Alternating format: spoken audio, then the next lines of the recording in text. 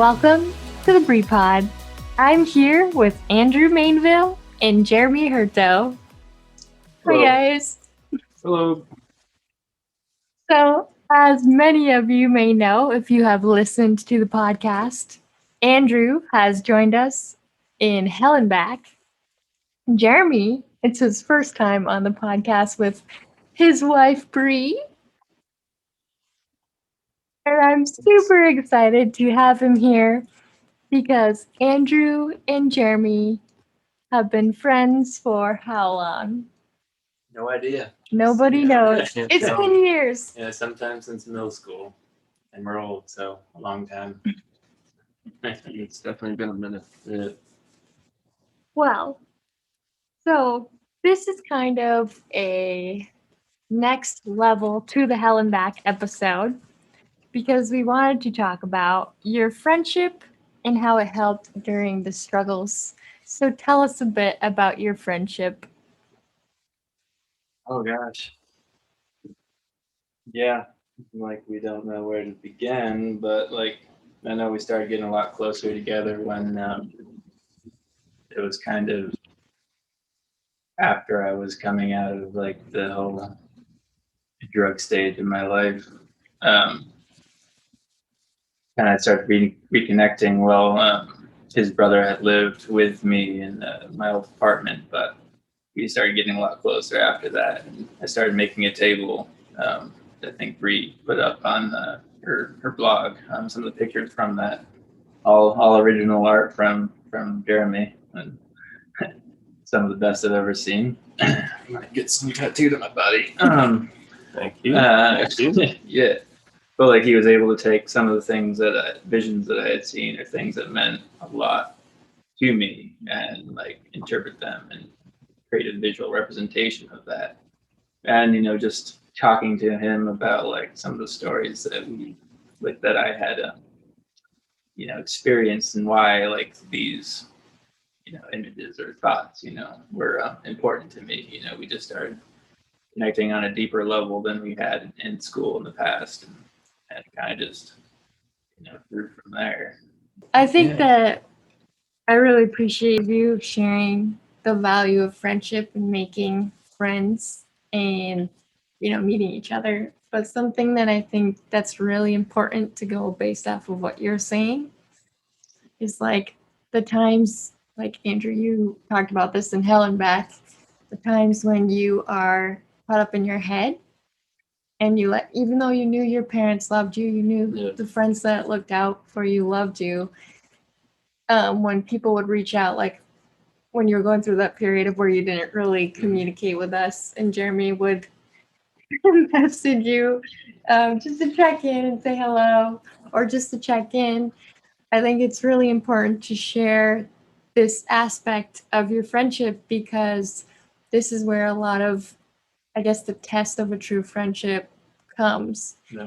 Because, when Jeremy was reaching out to you, like some people, for some reason, like give up on people at that point, even though there's no response.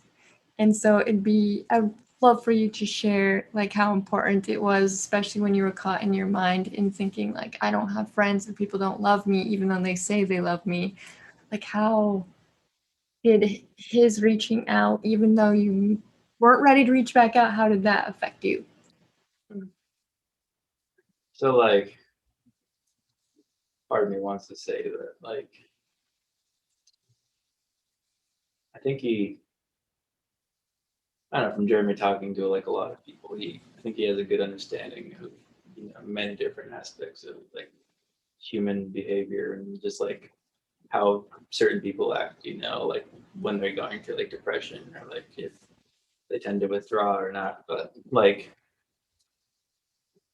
I think that's something that people should always look at, just before I get into that, just as they're talking to their friends. Because I know a lot of people, if they do not respond to like text messages or phone calls, they could respond more in like anger, like this person doesn't care about me, or they don't want to be a part of my life. Like, why am I bothering to like reach out to them anymore if they're not going to respond?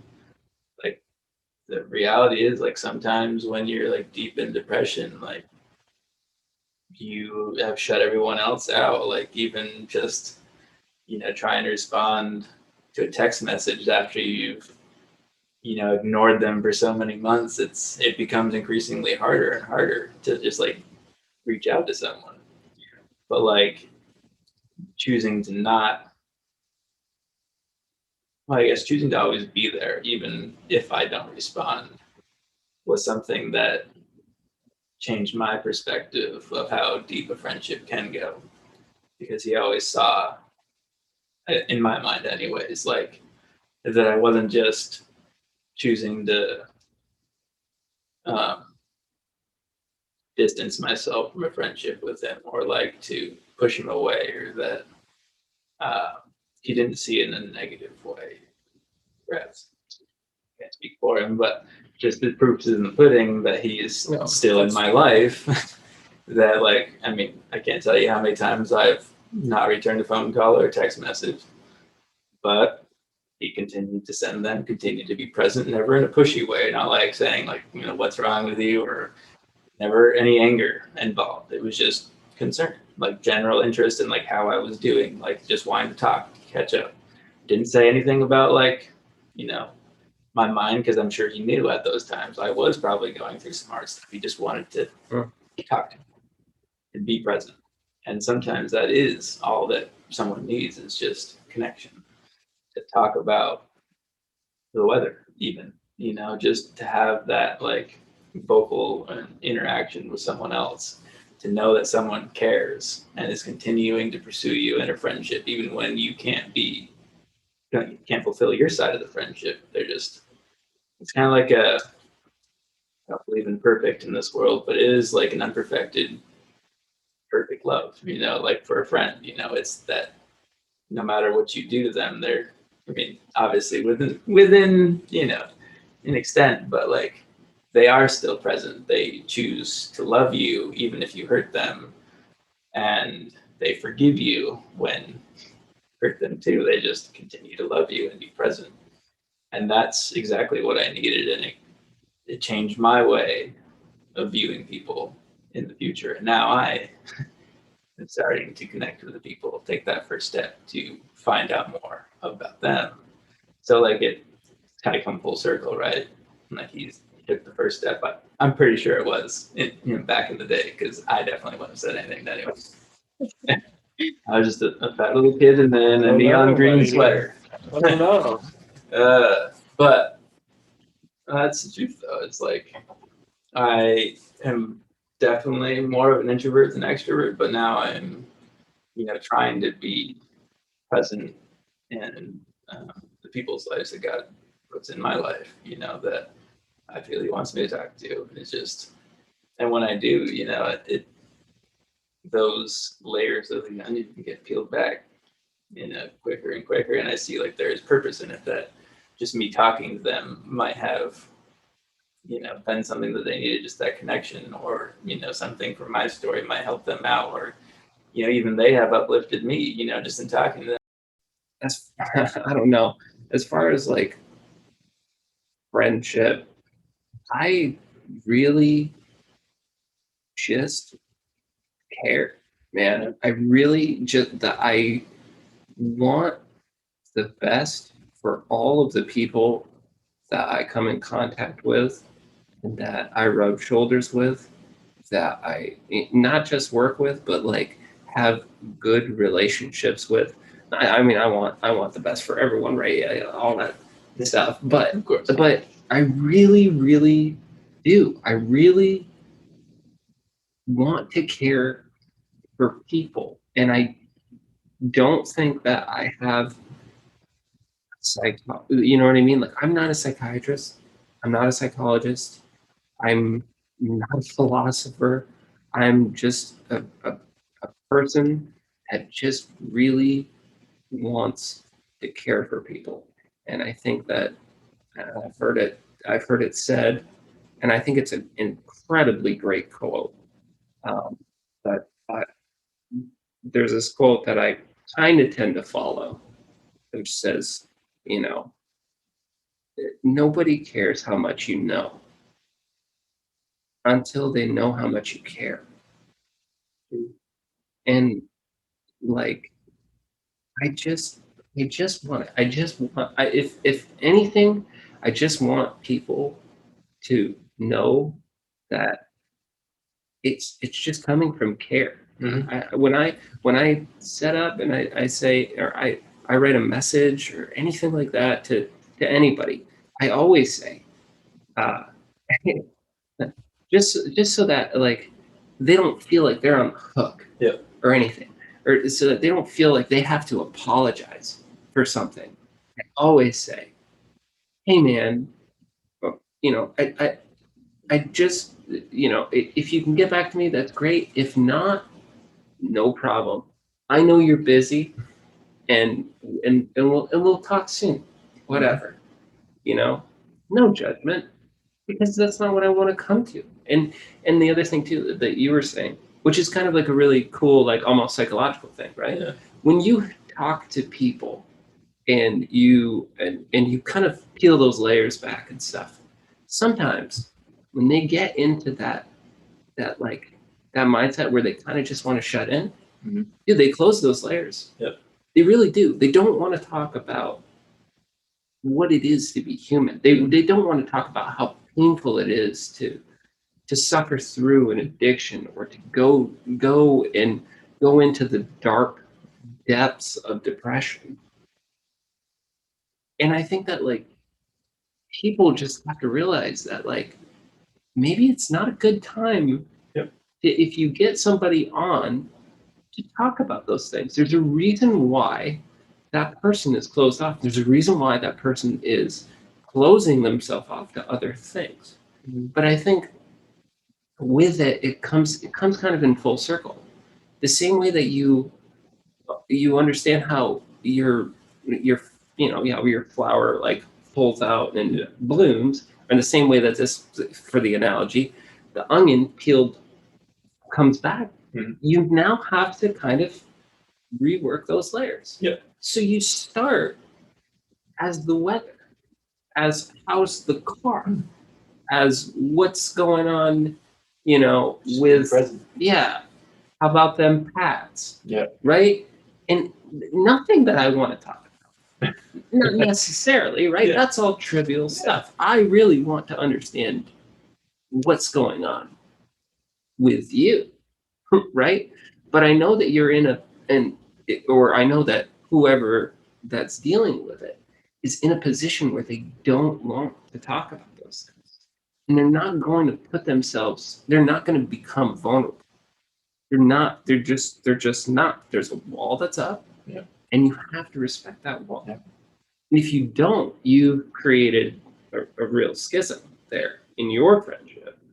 And so you kind of got to be easy with it, It's like a prompt, and that's like push and pull, right? Like Yeah. you ask, but if they don't really feel like going there, then you just kind of ease up a little bit. And you're a friend. You're a person that like you transcend all aspects of life. You're gonna be who you are, which is that loving friend, regardless of the situations that's come before. That is, or that will be. It doesn't. Time isn't what delineates the friendship, right? It's this common thread of I'm going to be your friend past all of these things. It doesn't matter what you're going to do. Yep. Exactly. It doesn't. It doesn't matter what you're going to do, because you were there when, and you had my back, and you were this person. And in my mind and in my heart and in my soul, you are that person. With whatever it is that you're doing, however it is that you're suffering, whatever joy you're expressing, or whatever sorrow you're emitting, that is, it stretches beyond those things. It's the common right. And but it's like just choosing to be present and keeping those friendships alive. Yeah. Like that doesn't take much work. It's those, well, took more work for you. Not so much for the person that was not responding, but it kept the friendship alive. And when I needed it, especially these past few months after getting the pre-pod, my life, kind of got into crap there for a bit. But having really close friends that I knew that I could trust, you and Bree, able to just talk about what was going on in my mind. Like, I mean, it really is like we're just talking about, going from the weather to like, depression. Like, there is no like hesitation really, like for me. It's just it's natural. Like, I know I can trust you, so I don't hesitate to like talk about what's on my heart, which is a beautiful thing. It is. Like not a lot of people have those kind of relationships. So it's like, I guess I would encourage people. I mean, like, as you're like, just thinking about your friends, and like if you're trying to reach out to someone that you think might be, has problems with like depression or anything like that, that tend to separate. And don't view as like an attack against your friendship, like, I mean, don't be pushy or anything like that, but just try to stay present as best as you can, because it made the difference in my life. Jeremy being present in my life and continuing to reach out, like, I don't doubt that. Yeah, I really needed it during these past few months. So like, I know God gave me what I needed, and you guys being here is a wonderful thing. Yeah. But yeah, it just shows me again like how important relationship is, and now it's changing my heart and my life to be that person that you were to me. It just takes that little subtle shift in our hearts to view people as more than the layer, I guess, the surface layer. Yeah. There's much more down there. And like you said, that there might be times where you talk more about what's going on in their heart and mind, but then those layers might close off a little bit. They might retreat. And it's not that that they'll never talk about it. It's that, like for me, a lot of dealing with a lot of these root causes of my pain, back from like childhood, nothing to do with my parents. They were great, but like things that I believed about myself. It was a process. It was a 9-year process for me to figure some of these things out. Yeah. Like, and I mean, you can't talk about it until you really know what's going on, right? Yeah. So like you close off a little bit, and then when you reopen, you can get a little bit deeper, and it's just so sometimes those conversations only go to a certain point, but I think they do something I think they did something in my life. Just talking about it, it kind of helps me process, right? Like, figure out a little bit more what's going on, and as years go by, you figure out a little bit more, and get to the deeper points of your life. And yeah, so it's not that they might never let you into those areas of your life, but they just might not know what to say. So it's not, don't take it like they don't trust you or anything like that either. Just know that it's a process. And like, I wanted to talk. Mhm. I really, really did. I don't doubt it. Yeah, I really, really wanted to talk. But I know that you're going through it, and I know that like you're just talking with you about the weather is it. Not that it's what I wanted, Something. and it's but it's what you needed, I guess. Yep. Right. I mean, and that's all. And I didn't take it. I really like. I could have put myself in the position where I was just like, wow, damn. If you hear like bad the whole story of the things that this guy's done, like to try to connect with me, like you'd be like, I would not be his friend. No way. No way. I'd have bought plane tickets that were non-refundable, and I ditched. Yeah, but like, Yeah, man, exactly. you were dealing with it, and the only thing. Oh yeah, I wanted to come see you. I mean, you were going through a really struggling time. And that was what a couple. That wasn't even a couple years ago. It was a few years ago, right? Yeah, I remember what 3 years ago. And yeah, I did. I bought the plane ticket saying I'm gonna just go, and And then I think you had to work, right? Or something. Something like that. It Probably was something like that. full crap response, you know. Yeah, and like, yeah, no, I Being could have been mad, but that's ridiculous, dude. It's not right. It's not. I mean, it's just a mind. It's just a perception thing. But like, it's not right for me to tell you that you need me in your life. These stages. I know that's like I just didn't want to that's admit like it. super I like need friends now. it's super like I'm not trying to be pushy. I just want to give you all of the ability to, if you want to talk, to have that conduit. It's not up to me. It's yeah, I will send out the conduit. It's up to you if you receive it. But it's not up to me to judge if you receive it or not. Yeah. You know Or what I if you mean? respond. Or, yeah, how you receive it. My message is just whatever. I'm here for you. And it's not if you're not going to pick up, then I'm going to be all frustrated and grumpy and not talk to you or whatever. Because that's not what a friendship is. Yeah. That's not what a friendship is. You know what I mean? And That that's was- not what he needed, even though And he that's- didn't know. Yeah.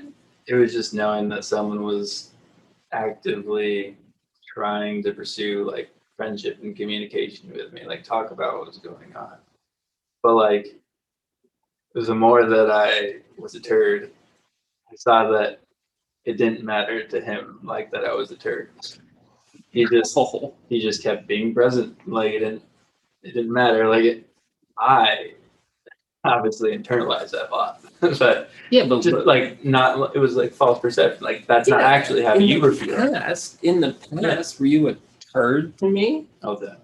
Right? I mean, like, you know what I mean? Like when we were, so that's another thing too, right? Like proximity Yeah. changes things. That doesn't.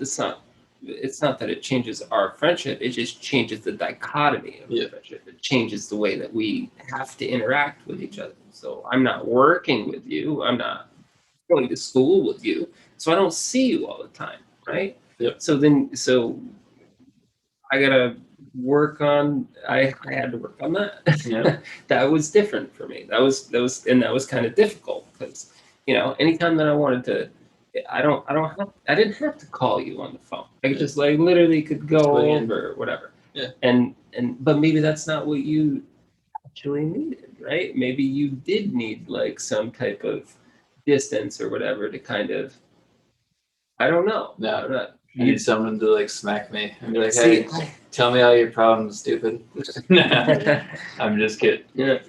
But serious. But yeah, I mean, like I bought the plane tickets, and of course, I just whatever it is that I can do to be here for you when you need it is it. And if you don't take it, well, it's not like it's not the only loss it is to me. It's not a money loss. The only loss in it to me is that losing the ability to hang out, or Yeah. like to spend. I mean, dude, lifetime is just a bunch of fleeting moments. I mean, how many whatever memories and moments would that have been? You know what I mean? If I was in Wenatchee, right? So those are the only things that I thought about that was running through my mind or whatever. Could have enjoyed Apple Blossom. Yeah, Yeah. No, but that's it. yeah. Which I mean, I think that was like the big shift in my mind of like what friendship actually could be. Was those moments that like I know I was a turd. I know I basically would just say like I ditched you, even though you bought the plane ticket. But like you still were present in my life after that, even though like it didn't work out. I didn't meet up with you. You didn't come, but like you still stayed present. Like I started to realize like this person actually generally cares about me. Like even that I've hurt him, it would hurt most people. I mean, a lot of people that would be the end of a friendship, Yeah, but it didn't matter. I don't know, man. I think that's the thing. All right, so this is kind of like a side thing. Right How on. much do you value people, right? my price tag for my trip is nothing Yeah. compared to who you are and what you know what I mean? And Wow. well, okay, if you don't want to go with you, what friends are, man? What are friends if Some they people don't can't have that, be man. that? You know? I mean, like, I value you more than a ticket. I value you more than XYZ. Put a price on it. That doesn't matter. Your friendship transcends money. And so my value for you, for all of my friends, for all of my friends, Yeah. is more than a plane ticket. And it's also wrong in my mind, it's wrong for me to say that because you didn't accept this gift of me coming to you I mean, it was good. that we have to not be friends anymore. I think that's crazy to me, just to me. You know, that's not. It couldn't be farther from that. Like, I don't know. So I know you say you don't have like a psychology degree, and that may be factual, but there's such things like intelligence and wisdom. I think you're very wise when it comes to friendships. And I mean, like, that's just me saying it from like an introverted like person that's walked with you through life as well. I was there anyways, you know. But like I've always seen how you treated other people, and like I guess I just wish I saw more people doing the same things for others, especially people that are hurting. And I think it just comes. It's a lot of like it's just a mental shift that we think we've started to become more of like that victim mentality. Like if someone hurts us or offends us or something doesn't work out, it's an attack against us. So we Yeah. internalize that and separate ourselves from that. So then that separates two people that could help each other out. Yeah. And then that's an end of a friendship. Yeah, absolutely. But like that's how important like forgiveness is in a friendship too, is that sure, you're gonna hurt each other. There's gonna be times where you might not want to talk. And you could do stupid stuff, but it's always choosing to be.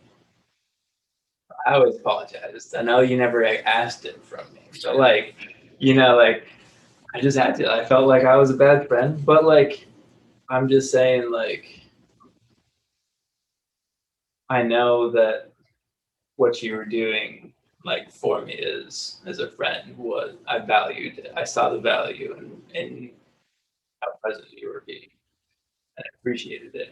And um,